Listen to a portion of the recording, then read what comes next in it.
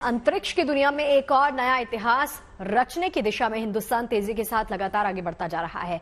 Mission Gaganyaan को कामयाब बनाने के लिए इसरो आज क्रू मॉड्यूल का एयर ड्रॉप टेस्ट कर रहा है। ये टेस्ट बेहद खास इसलिए है क्योंकि ये टेस्ट एस्ट्रोनॉट्स की हिफाजत से जुड़ा हुआ है। इस टेस्ट के कामयाब होने से गगनयान अंतरिक्ष की तरफ अपनी उड़ान की तैयारी में एक पायदान और ऊपर आ जाएगा। 4, 3, 2, 1, 0। TVD-1 का सफलतापूर्ण प्रज्वलन +5 सेकंड। कामयाब उड़ान बनेगी गगनयान की पहचान।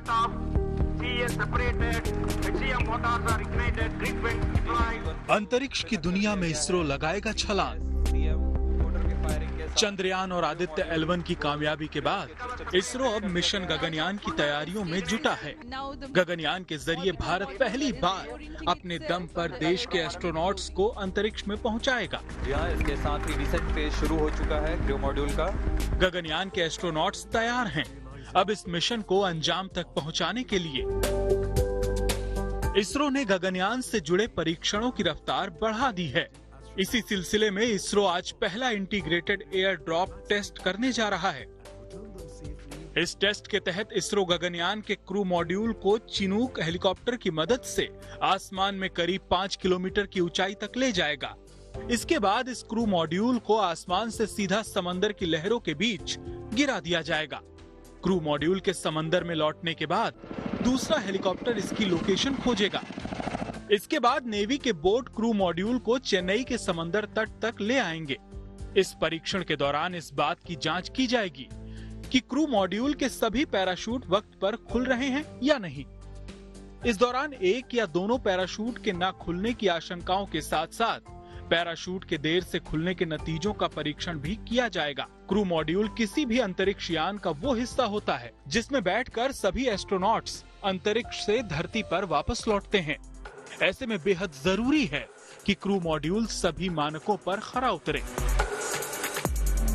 तैयारी इस बात की है कि क्रू मॉड्यूल समंदर की लहरों से टकराकर सुरक्षित रहे और उफनती लहरें भी इस मॉड्यूल का कुछ बिगाड़ न पाएं। इस मॉड्यूल को इसरो ने ही डिजाइन किया है और इसके हार्डवेयर को वेंकटेश्वर एरोस्पेस प्राइवेट लिमिटेड ने तैयार किया है। अंतरिक्ष के किसी भी मिशन में एस्ट्रोनॉट्स की सुरक्षा सबसे अहम होती है। वापसी के दौरान क्रू मॉड्यूल जब धरती के वायुमंडल में दाखिल होता है तो उसे कुछ मिनटों तक बेहद कठिन दौर से गुजरना पड़ता है। वायुमंडल से रगड़ खाते हुए क्रू मॉड्यूल का तापमान बहुत ज्यादा हो जाता है। इस मॉड्यूल को समंदर में उतारने के लिए पैराशूट का सहारा लिया जाता है। ऐसे में गगनयान मिशन की कामयाबी के लिए क्रू मॉड्यूल की सुरक्षित लैंडिंग सबसे जरूरी है। भारत अब गगनयान मिशन के जरिए अंतरिक्ष की दुनिया में अपनी नई पहचान कायम करने की दिशा में आगे बढ़ रहा है। मिशन गगनयान 1 और 2 मानव रहित मिशन होगा, लेकिन गगनयान 3 में भारत 3 अंतरिक्ष यात्रियों को 400 किलोमीटर ऊंचाई पर धरती की कक्षा में पहुंचाएगा। ये अंतरिक्ष यात्री 3 दिनों तक अंतरिक्ष में ही रहेंगे और फिर समंदर में इनकी सुरक्षित वापसी कराई जाएगी।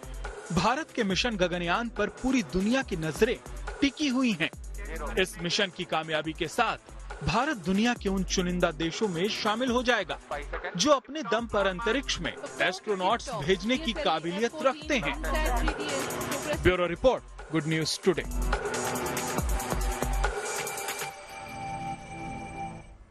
अंतरिक्ष की दुनिया में इसरो अपनी कामयाबी का परचम कई बार लहरा चुका है। पिछले साल चंद्रयान 3 की सफल लैंडिंग से इसरो की चर्चा पूरी दुनिया में होने लगी। चंद्रयान को लेकर एक नई रिपोर्ट में इसरो की काबिलियत पे एक बार और मुहर लग गई। इस रिपोर्ट के मुताबिक अगर चंद्रयान को 4 सेकंड लेट से नहीं लॉन्च किया जाता तो ये मिशन कभी कामयाब नहीं हो पाता। ये देरी इसरो के वैज्ञानिकों की काबिलियत का प्रमाण है।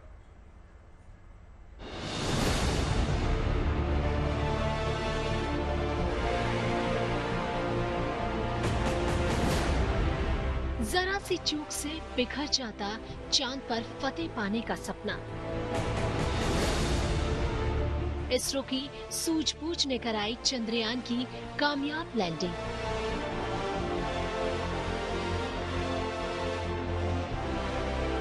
अंतरिक्ष की दुनिया में गलतियों की कोई गुंजाइश नहीं होती। कोई भी स्पेस मिशन कामयाब तभी होता है जब तैयारियां पूरी हो, गणनाएं सटीक हो और मिशन से जुड़े वैज्ञानिकों को अपने काम में महारत हासिल हो।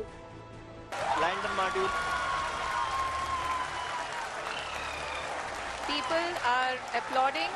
Let us all. पिछले साल 23 अगस्त को चंद्रयान 3 की सफल लैंडिंग के साथ भारत ने अंतरिक्ष की दुनिया में इतिहास रच दिया। लेकिन चंद्रयान 3 को लेकर जारी एक ताज़ा रिपोर्ट से खुलासा हुआ है कि ये सफल लैंडिंग कितनी चुनौतियों से भरी थी। रिपोर्ट्स के मुताबिक 23 अगस्त को इसरो ने चंद्रयान की लैंडिंग 4 सेकंड देरी से की। ये देरी बेहद सोचा समझा कदम था। अगर ये देरी न होती तो चंद्रयान अपने मुकाम पर पहुंचने से पहले ही नष्ट हो सकता था। दरअसल किसी भी सैटेलाइट या स्पेसक्राफ्ट के लॉन्च से पहले इसरो के वैज्ञानिक कोलिजन अवॉइडेंस एनालिसिस करते हैं। इस एनालिसिस में इस बात की जांच की जाती है कि स्पेसक्राफ्ट के रास्ते में कोई स्पेस कचरा तो नहीं आ रहा। चंद्रयान की लॉन्चिंग से पहले भी यही टेस्ट किया गया। वैज्ञानिकों को लॉन्च से चंद सेकंड पहले पता चला कि अगर तय समय पर चंद्रयान उड़ान भरेगा तो वो अंतरिक्ष में तैर रहे स्पेस कचरे से टकराकर नष्ट हो जाएगा। खतरे को भांपते ही इसरो के वैज्ञानिकों ने चंद्रयान 3 को 4 सेकंड देरी से लॉन्च करने का फैसला किया। इस कदम की वजह से चंद्रयान की अंतरिक्ष में पूरी यात्रा के दौरान कोई भी कचरा चंद्रयान की राह में नहीं आया। अंतरिक्ष में स्पेस कचरा सैटेलाइट्स और स्पेसक्राफ्ट के लिए बहुत बड़ा खतरा होता है। इसरो के वैज्ञानिक इस खतरे से निपटने में महारत हासिल कर चुके हैं। टक्कर से बचने के लिए इसरो के वैज्ञानिक सैटेलाइट या स्पेसक्राफ्ट की स्पीड कम या बढ़ा सकते हैं। बहुत जरूरी हुआ तो ये स्पेसक्राफ्ट की दिशा ही बदल देते हैं। पिछले साल इसी मकसद से इसरो ने अलग अलग सैटेलाइट्स की 23 बार दिशा और गति बदली थी। इसरो ने अपनी इसी काबिलियत के दम पर चंद्रयान की चांद पर सफल लैंडिंग कराई और अंतरिक्ष की दुनिया में एक बार फिर अपनी कामयाबी का परचम लहराया। We have achieved soft landing on the moon. India is on the moon. Bureau report, good news today. Uttarakhand की बात कर लेते हैं, जहां इस वक्त जंगलों की अग्नि परीक्षा चल रही है। पहाड़ों पर लगी आग ने यहां के लोगों को परेशान कर रखा है, लेकिन राहत वाली बात यह है कि उत्तराखंड के कुमायूं क्षेत्र में बारिश ने जंगलों की आग को काफी हद तक शांत कर दिया है। नैनीताल अल्मोड़ा में हल्की बारिश यहां के लोगों के लिए राहत लेकर आई है। बागेश्वर से भी राहत भरा समाचार आया है। यहां भी कई इलाकों में आग अंडर कंट्रोल बताई जा रही है। इसी तरह पौड़ी इलाके में हुई बर्फबारी के बाद हालात काबू में बताए जा रहे हैं। हालांकि कई जगहें ऐसी हैं जहां आग रिहायशी इलाकों की तरफ भी तेजी के साथ बढ़ रही है, जिसको रोकने के लिए वन विभाग के अलावा फायर ब्रिगेड, एनडीआरएफ, सेना बिना रुके बिना थमे आग बुझाने के काम में दिन रात जुटी हुई है।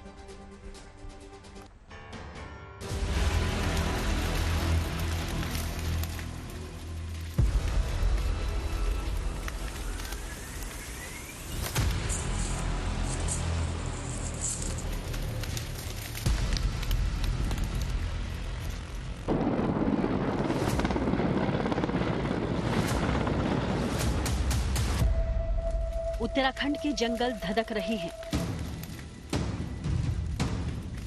गढ़वाल हो या फिर कुमाऊं क्षेत्र, जंगल की ये आग लगातार अपना दायरा बढ़ा रही है। तस्वीर भीमताल की है, जहां जंगल में लगी आग को बुझाया जा रहा है। ऐसे में वन विभाग ही नहीं बल्कि एनडीआरएफ, फायर ब्रिगेड और सेना तक की ये कोशिश है कि आग को किसी तरीके से काबू में लाया जा सके। सर, आप देख सकते हैं कि कितनी तेजी के साथ आग फैलती जा रही है, बढ़ती जा रही है आगे। हालांकि प्रशासन हो, वन विभाग हो या जो भी अन्य विभाग है, वो लगातार आग बुझाने का प्रयास कर रहे हैं, लेकिन इसी तरीके से कई क्षेत्रों में लगातार जो आग है वो विकराल रूप धारण करते हुए लगातार फैलती जा रही है। और कहीं ना कहीं एक बड़ी चुनौती जिला प्रशासन के लिए, वन विभाग के लिए बड़ी चुनौती है। गर्मियों के मौसम में जहां दूर दराज से सैलानी पहाड़ों की हरी भरी वादियों में जिस साफ सुथरी हवा को महसूस करने आते हैं, वहां की फिजाओं में अब जहरीला धुआं घुल चुका है।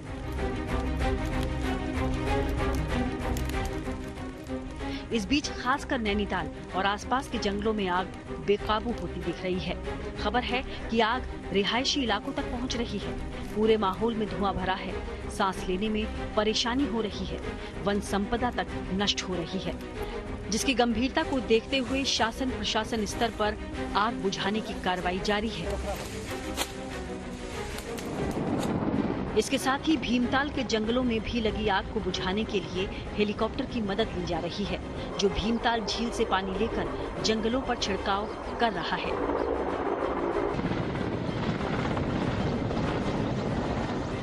हालात को देखते हुए भीमताल में बोटिंग रोक दी गई। हालांकि इस कदम से सैलानी मायूस हैं, लेकिन परिस्थिति की गंभीरता को वो भी समझ रहे हैं। बोटिंग बंद हुई है ऊपर पहाड़ों पे। हमने भी देखा था कि आग वगैरह लगी हुई थी, तो हेलीकॉप्टर यहाँ से पानी लेके जा रहा है आग को बुझाने के लिए। तो अच्छा कार्य है वो तो, लेकिन इससे इन लोगों का जो बोटिंग यहाँ पे करते हैं इनका रोजगार प्रभावित हो रहा है, और हम भी, हमारे बच्चे भी इंजॉय नहीं कर पा रहे।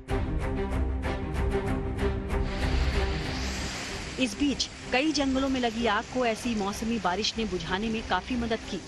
उत्तरकाशी में बीती रात अच्छी खासी बारिश हुई, जिससे ये उम्मीद है कि अगर आसपास के इलाकों में जंगल में आग लगी है तो इस बारिश ने उसको बुझाने में मदद जरूर की होगी। फिलहाल तो उत्तरकाशी की बारिश ने गर्मी की तपिश से यहाँ रह रहे लोगों को राहत दी। जानकारी के अनुसार इस वक्त राज्य के 11 जिलों के सैकड़ों एकड़ जंगल आग की गिरफ्त में हैं। लाखों रुपए की वन संपदा जलकर खाक हो गई है। वन्य जीवों के लिए भी संकट खड़ा हो गया है। हालांकि कुछ एक जगहों पर बारिश के चलते थोड़ी राहत तो मिली है, लेकिन अभी भी जंगल में आग की लपटें शांत होने का नाम नहीं ले रही। उत्तरकाशी से ओंकार बहुगुणा और नैनीताल भीमताल से राहुल सिंह के साथ bureau report, good news today. इन दिनों देश के पहाड़ी और मैदानी राज्यों में मौसम का बेहद जुदा और हैरान कर देने वाला रूप दिख रहा है। जहां पहाड़ों पर जोरदार बारिश और बर्फबारी हो रही है, वहीं दूसरी तरफ देश के मैदानी राज्य हीट वेव झेल रहे हैं। इस बीच दिल्ली, पंजाब, यूपी और हरियाणा के लोगों के लिए मौसम विभाग की गुड न्यूज ये है कि उन्हें आने वाले दिनों में गर्मी से राहत मिल सकती है।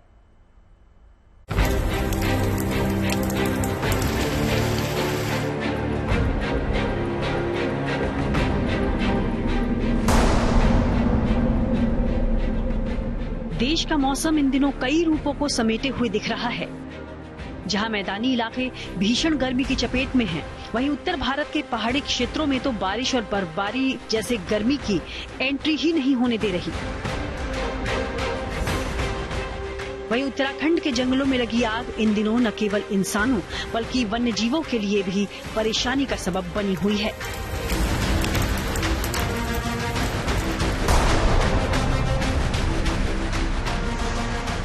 देश के ज्यादातर मैदानी इलाके इन दिनों गर्मी और हीट वेव की चपेट में हैं। लू के थपेड़ों ने लोगों को बेहाल किया हुआ है। उत्तर भारत, पूर्वी भारत, पश्चिम भारत या फिर दक्षिण भारत, मौसमी पारा लगातार ऊपर चढ़ रहा है। बिहार और वेस्ट ईस्टर्न ओडिशा, ये जगह में भी आपका रेड अलर्ट चल रहा है और ये चलेगा सारे रीजन में 3 दिन तक। झारखंड में अभी आज से हमारा अलर्ट थोड़ा कम कर दिया है, यानी कि येलो अलर्ट में ही चलेंगे, मगर बिहार और उड़ीसा और बंगाल 3 दिन, और उड़ीसा बंगाल स्पेशली आपका Gangetic West Bengal 30th, 1st, 2nd तक आपका सीवियर हीट वेव के वार्निंग रहेगा। हमारा कोस्टल आंध्र प्रदेश, आपका रायलसीमा, तेलंगाना, इंटीरियर कर्नाटका, इन सभी राज्यों में अभी 1 से 5 दिन तक हमारा हीट वेव का स्थिति जारी रहेगा।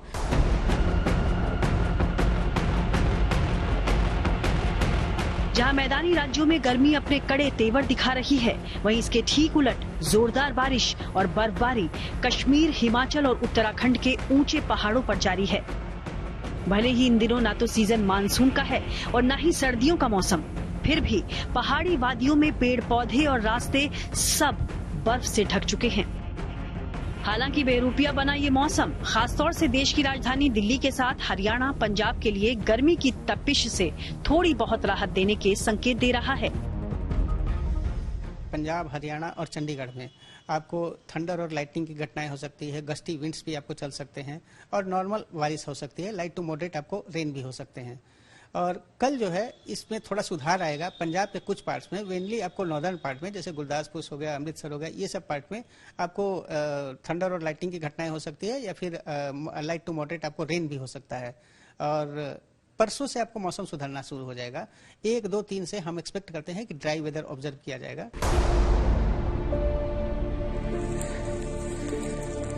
लेकिन मौसम की इस बेरुखी से अलग उत्तराखंड के हरे भरे जंगलों में इन दिनों धधकती आग परेशानी का सबब बनी हुई है। इससे न केवल रिहायशी इलाकों बल्कि वन्य जीवों के लिए भी खतरा बना हुआ है। हालांकि कई जिलों में जंगलों की आग पर काबू पाने के लिए वन विभाग के अलावा फायर ब्रिगेड, एनडीआरएफ और सेना तक युद्ध स्तर पर जुटे हुए हैं। बावजूद इसके चुनौती बरकरार है।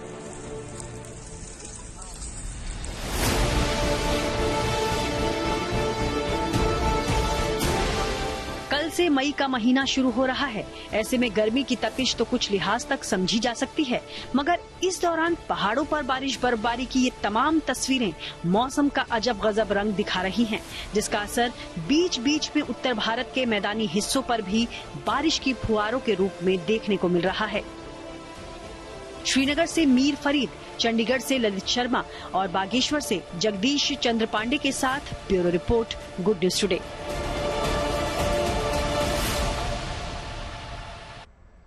देखिए, मौसम की बात कर रहे हैं तो आपको पहाड़ों पर लिए चलते हैं, जहां इन दिनों बर्फ बरस रही है। पहाड़ों पर हो रही जबरदस्त बारिश और बर्फबारी इस बार गर्मी के मौसम में ठंड का एहसास करवा रही है।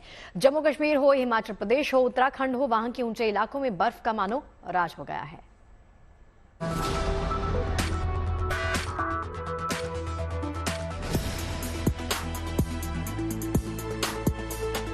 कल से मई के महीने का आगाज हो रहा है, मगर इस दौरान ऊंचे पहाड़ों की वादियों में भारी बारिश और बर्फबारी की ये तस्वीरें हैरान कर दे रही हैं। जम्मू कश्मीर, हिमाचल प्रदेश और उत्तराखंड के ऊंचे इलाके इन दिनों बर्फ से ढक चुके हैं।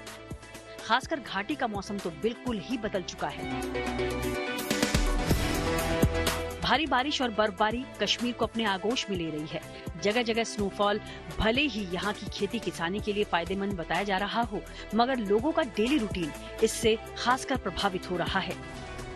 बर्फ जो है खेती के लिए बहुत अच्छा है, लेकिन कहीं न कहीं इससे नुकसान भी ज्यादा होते हैं कि यहाँ पर पक्के मकान, जिनका कच्चा मकान होगा, और खासकर मुसाफिरों के लिए आज आप देख रहे हैं गुजरात 3 दिन 4 दिन हो गया बिजली को बंद होकर, तो लोगों को जो है एसेंशियल कमोडिटीज़ की भी शॉर्टेज शुरू हो गई है। वहीं रास्तों पर पड़ी बर्फ राहगीरों के लिए मुसीबत बनी है, जिससे राहत दिलाने के लिए यहाँ जगह जगह बंद रास्तों से बर्फ हटाने का काम जारी है। बारिश बर्फबारी लगातार होने से नदी नाले उफन रहे हैं, सड़कें पूरी तरह लबालब हैं। गाड़ियों की आवाजाही बमुश्किल हो पा रही है। जगह जगह से लैंडस्लाइड की खबरें भी आ रही हैं। विशेषकर पुंछ में तो भारी बारिश की वजह से यहाँ के मंडी हिली एरिया में भूस्खलन हुआ, जिसने काफी नुकसान पहुँचाया। राज्य में इस बेमौसमी चुनौती से निपटने के लिए जगह जगह पर आर्मी, सीआरपीएफ और एसडीआरएफ जवानों ने रेस्क्यू ऑपरेशन चलाया हुआ है। इस वक्त जेहलम में आप देख सकते हैं कि पानी जो है काफी बढ़ गया है, और नॉर्थ कश्मीर की बात करें तो कुपवारा, हंदवारा के कई इलाकों में फ्लड जैसी जो है सिचुएशन है, बाढ़ जैसी हालात हैं, और गांवों में पानी घुस गया है। कई जगह पे सड़क खिसक गई है, कई जगह पे पहाड़ जो है नीचे आ गए हैं। उड़ी में खासकर कई इलाके कट ऑफ हुए हैं लैंडस्लाइड की वजह से। वही जो हालात हैं कुपवारा के कई जो है इलाकों के हैं, और एडमिनिस्ट्रेशन पूरी कोशिश कर रही है कि जो कट ऑफ हुए हैं इलाके वहां जो है साफ किया जाए, रास्ते साफ किए जाएं, ताकि ट्रैफिक जो है रेस्टोर हो। मेट डिपार्टमेंट का माने तो जो बारिश है अभी अगले 24 से 36 घंटे तक चल सकती है। उत्तरी कश्मीर के कुपवाड़ा में बारिश ने वो तबाही मचाई, जिसके बाद यहाँ सड़कों पर आवाजाही का ये ही बेहतर विकल्प मिला। फिलहाल तो मौसम विभाग की ओर से राज्य में भारी बारिश और बर्फबारी का पूर्वानुमान है। कश्मीर के डिविजनल कमिश्नर विजय कुमार भिदुड़ी ने राज्य में बाढ़ जैसे हालात को लेकर लोगों से पैनिक न होने की अपील की, और साथ ही एहतियातन आज सभी स्कूल बंद रखने के आदेश दिए। हमने डिसाइड किया कि आफ्टर फील्ड असेसमेंट कि क्या हमें स्कूलों को बंद रखना चाहिए, तो ये निकल के आया कि एज प्रिकॉशनरी मेजर ये अच्छा डिसीजन रहेगा। बेमौसम बारिश बर्फबारी का यही मिजाज इन दिनों उत्तराखंड और हिमाचल प्रदेश के ऊंचाई वाले इलाकों में भी देखने को मिल रहा है, जहां हर तरफ सिर्फ बर्फ ही बर्फ दिखाई दे रही है। फिलहाल तो जहां पश्चिमी विक्षोभ की वजह से पहाड़ों पर बर्फीला माहौल आज तक बना हुआ है, उसको देखते हुए भारी बारिश की चेतावनी यहां के बाशिंदे हल्के में बिल्कुल न लें। तो दूसरी तरफ उत्तर भारत के मैदानी क्षेत्रों में बारिश का पूर्वानुमान गुड न्यूज देता नजर आ रहा है। श्रीनगर से मीर फरीद और हिमाचल के चंबा से विशाल आनंद के साथ bureau report, good news today.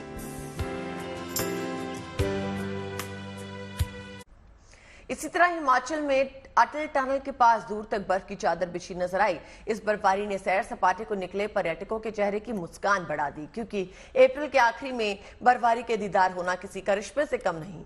वहां इतनी बर्फबारी हुई कि कई पर्यटकों की गाड़ियां फिसलने लगी। ऐसे में ज्यादातर लोग वहां फंस गए।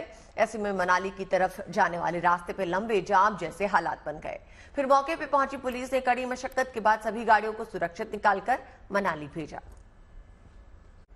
लेकिन मौसम का ये बदला हुआ मिजाज सिर्फ हिंदुस्तान तक ही सीमित नहीं है। अफ्रीकी देशों में, जिसमें केन्या भी शामिल है, केन्या में बाढ़ लोगों का इम्तिहान ले रही है। केन्या की राजधानी नैरोबी में जब सैलाब ने रहायशी इलाकों पर कब्जा जमा लिया तो लोग बेबस और बेघर हो गए। ऐसे में लहरों में फंसे लोगों को रेड क्रॉस सोसाइटी से जुड़ी टीम ने रेस्क्यू किया। ये टीम नाव लेकर फंसे हुए लोगों के पास पहुंच गई। फिर रस्सी के सहारे एक एक कर किनारे पर खड़े लोगों को नाव तक लाया गया। इस दौरान लहरें लगातार इंसानी हौसलों को पस्त करती देखी गई, उसकी परीक्षा लेती रही।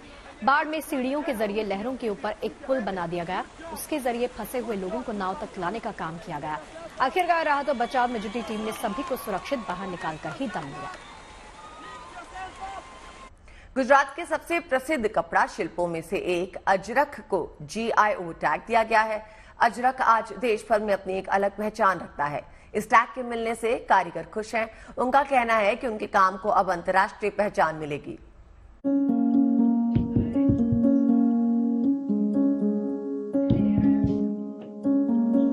करीब 500 सालों से गुजरात के कच्छ में पली बढ़ी और पनपी शिल्पकला आज इंटरनेशनल हो गई है।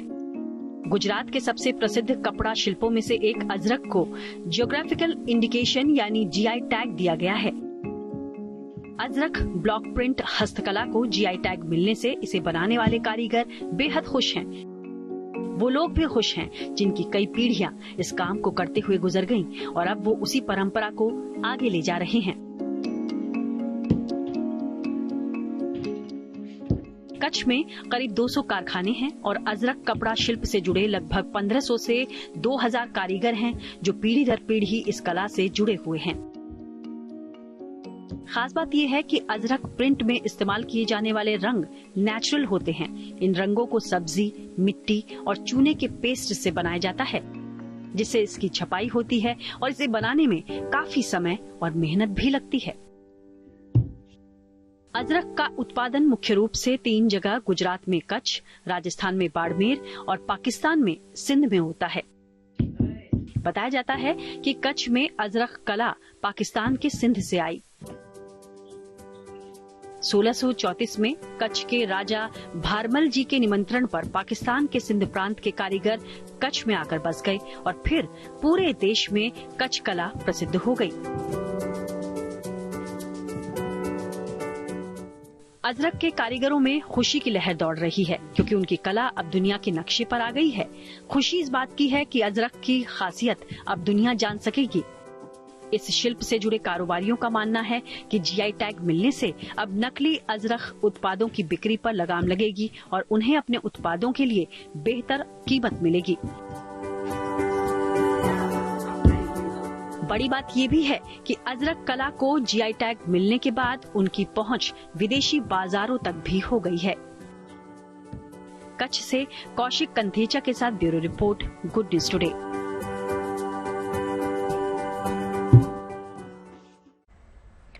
अयोध्या में इस साल 22 जनवरी को रामलला की नई प्रतिमा की प्राण प्रतिष्ठा का भव्य आयोजन आपने देखा था और अब श्रीलंका में माता सीता की भव्य प्रतिमा स्थापित हो रही है।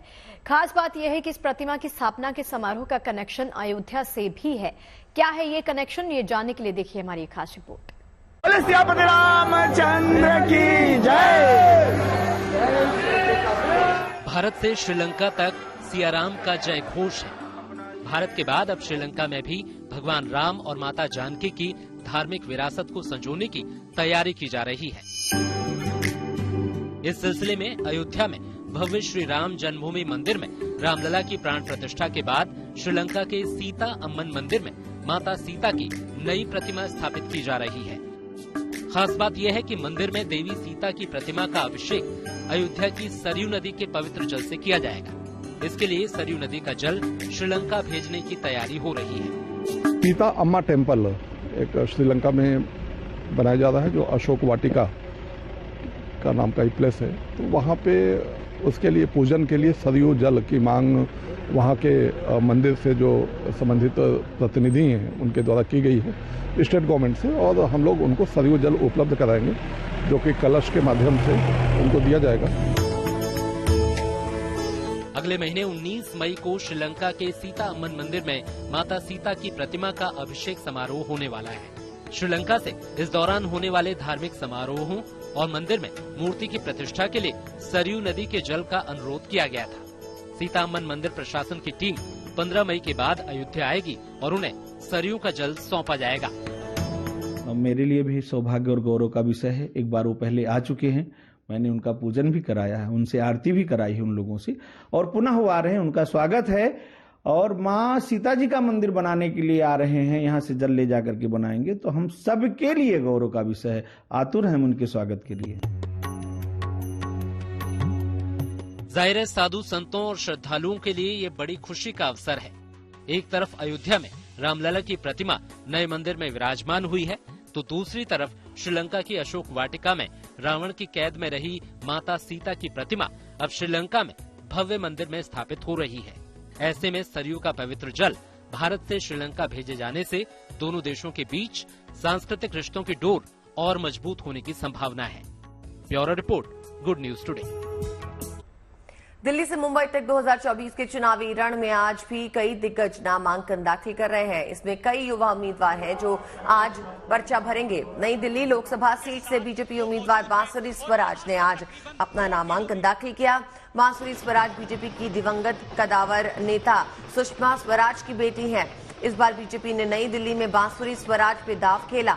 बांसुरी स्वराज ने नामांकन से पहले पूजा की, उसके बाद बांसुरी भव्य रोड शो पे निकली। बांसुरी के रोड शो में केंद्रीय मंत्री हरदीप पुरी और दिल्ली बीजेपी अध्यक्ष वीरेंद्र सचदेवा भी मौजूद रहे। उधर दक्षिण दिल्ली से पहली बार चुनावी रण में उत्तर सहीराम पहलवान ने भव्य रोड शो किया। सहीराम के रोड शो में आतिशी समेत आप के कई नेता, सैकड़ों कार्यकर्ता मौजूद रहे। सहीराम जीत के प्रति आश्वस्त दिखाई दिए। वहीं मुंबई नॉर्थ सीट से बीजेपी उम्मीदवार पीयूष गोयल नामांकन दाखिल करेंगे। पीयूष गोयल ने पर्चा भरने से पहले पूजा अर्चना की, फिर अपने समर्थकों के साथ नॉमिनेशन के लिए निकल पड़े। आम आदमी पार्टी के प्रत्याशी सोमनाथ भारती से आपकी टक्कर है, मानती है? बाबा सोमनाथ का आशीर्वाद केवल नरेंद्र मोदी जी के सिर पर है। सामने कोई भी सोमनाथ खड़े हो जाए फर्क नहीं पड़ता। आपकी मां ने भी कपिल सिब्बल के खिलाफ चुनाव लड़ा था। आपको लगता है लोग सोच रहे हैं कि वही एक बार इतिहास दोहराएगा? वही परिणाम इस बार भी आएगा। मां भी जीती थी, मैं भी जीतूंगी। लंच टाइम के इस आखिरी पड़ाव में हम आपको दिखाते हैं किसी महान व्यक्ति के विचार। डालते हैं नजर आज के विचार पर। बिल गेट्स ने कहा है कि बड़ी जीत हासिल करने के लिए आपको कभी कभी बड़ा जोखिम उठाना पड़ता है।